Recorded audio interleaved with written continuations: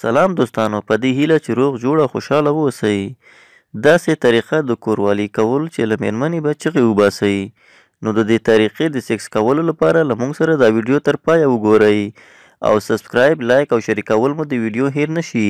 دوستانو اکثره نارینه دا شکایت لري چې کله کوروالی کوي نو په ښه خوندور انداز سرته نشي رسولی، ځکه چې د ډیرو نارینه‌و دا غلط فهمي وي چې د چا کوتک غټ او مضبوط وي نو صرف هغه ښه سیکس کولی شي. زه غواړم چې د دې دا غلط فهمي لرې کړم، ځکه هغوی روزانه د مختلفو ډاکټرانو نه نسخې اخلي او کومه فایده هم نه ورته کوي، او ډاکټران هم د داسې کسانو نه ښه شکونه کوي، یعنې پیسې ترې اخلي.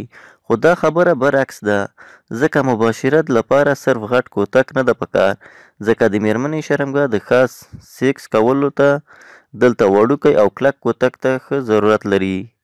خو صرف چې طریقه څخه کار واخیستل شي، ځکه کلک کوتک د هغې ټول ارمانونه ورپوره کوي او هغه سمه مطمئنه کوي او د خوند اخیستلو لپاره یې برابره کوي. که کوتک مو څومره هم غټ او اوږد وي خو چې پکې کلکوالی نه وي نو بیا بیکاره شی دی او په کوروالي کې بیکاره ثابتیږي.